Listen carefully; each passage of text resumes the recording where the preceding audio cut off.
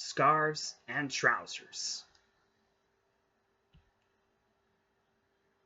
It was a cold winter morning on the island of Sodor. The wind was bitter and the ground was hard with frost.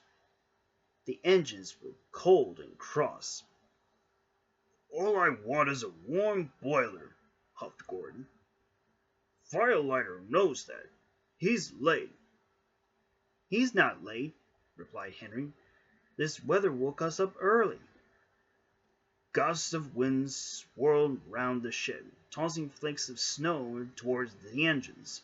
Then they whooshed, whoosh all around. "Why don't we talk about something else?" shivered Percy. "Yes, that's right," replied James. "You know, like how silly we'll look when our funnels turn into icicles." "That's not funny," chuffed Percy crossly. "That's quite enough, James," retorted Edward. "Maybe we'll stop feeling cold if we talk about warm things like sunshine and steam." "And firelighters," muttered Gordon. "Scarves," continued Percy. "Scarves?" The engines burst out together. "So that's what you need, Percy," laughed James. "A woolly scarf round your funnel." "My funnel's cold," puffed Percy. "I want a scarf." "Rubbish, Percy," said Henry. "James is wrong. Engines don't wear scarves." "Engines with proper funnels do," replied Percy in his cheeky way. "You've both only got small ones." Before Henry and Gordon could answer, Percy puffed away. "Well, he got you two there, didn't he?" chuckled Edward James. Henry and Gordon snorted. They were looking forward to pulling the special train. Sir Topham Hatt was enjoying hot porridge for breakfast. He was looking forward to taking important visitors on a tour of the railway, and had pressed his special trousers. "I shall put these into my trunk," he said to his wife, whose name was Lady Hatt, "and change into them just before the photographs are taken." Then he set off to find Percy. He found Percy at the station when he arrived. "I would like you to collect Aurora, Ariel, and Anna and take my wife to the station." "But, sir," protested Percy, "they're Edward's coaches. You can look after them until he gets back. Look over there," Sir Topham Hatt said, pointing towards Edward. "He's collecting his freight cars to the quarry.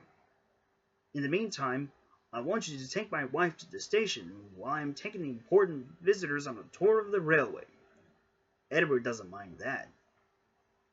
"Not a bit, sir," said Percy. "I will look after the coaches." "That's a good engine," Sir Topham Hatt said, as he walked to his car and drove away. Percy was coupled to Aurora, Ariel, and Anna, and set off.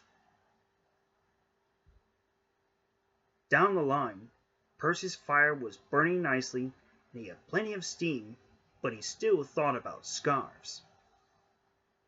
He dropped Lady Hatt at the station along with his passengers when he saw them everywhere he went.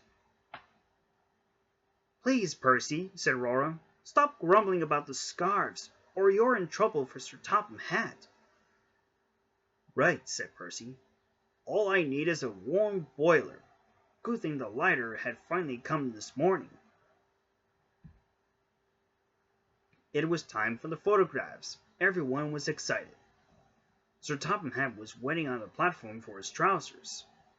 They were in a trunk amongst a big load of baggage. The porters were taking the baggage trolley across the line. They were walking backwards to see that nothing fell off. Percy was still being cheeky. His driver always shut off steam just outside the station. Percy wanted to surprise the coaches by coming in as quietly as he could. But the porters didn't hear him until the trolley was on the track. "Stop, Percy! Stop!" shouted Aurora, Ariel, and Anna together. But Percy gave them such a fright that the trolley was broken, boxes and bags burst everywhere. "Oh!" groaned Percy and stopped. The crate fell on top of Percy, covering him, Sir Topham Hatt, and all the passengers completely. Sticky streams of red and blue jam trickled down Percy's face. A top hat hung in his lamp iron. Clothes, hats, boots, shoes, socks, and blouses got his front stuck. But worst of all, a pair of trousers coiled lovingly around his funnel, just like a scarf. Everyone was very angry, even Aurora, Ariel, and Anna. Sir Topham Hatt seized the top hat. "Mine!" he shouted. "Percy, look at this!" "Yes, sir," said Percy nervously. "I am, sir." "My best trousers, too!" "Yes, sir. Please, sir. We must pay the passengers for the spoiled clothes. My hat is dented, and my trousers are ruined.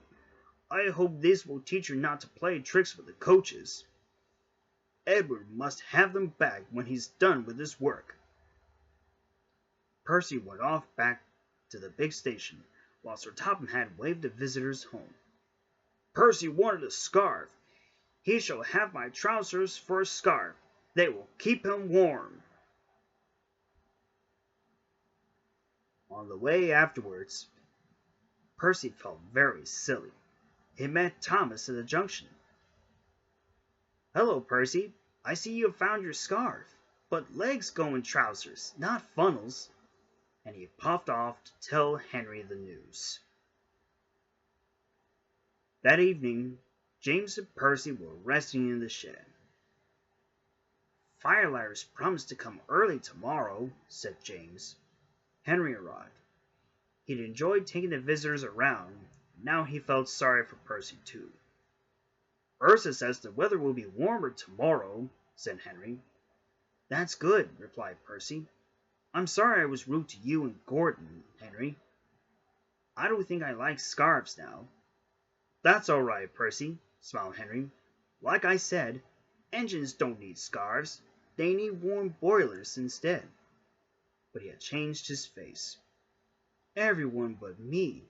My firebox is really small, and you and James both have big ones. That's why I can't steam properly."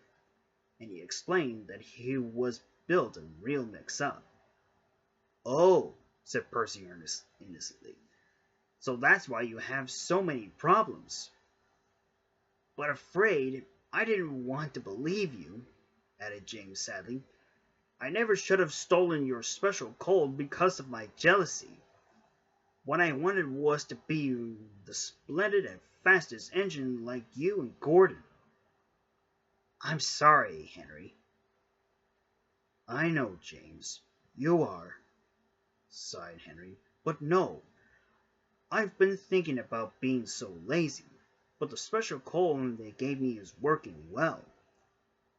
The two friends smiled, and all went to sleep. And as for Henry, but that's a second story to come.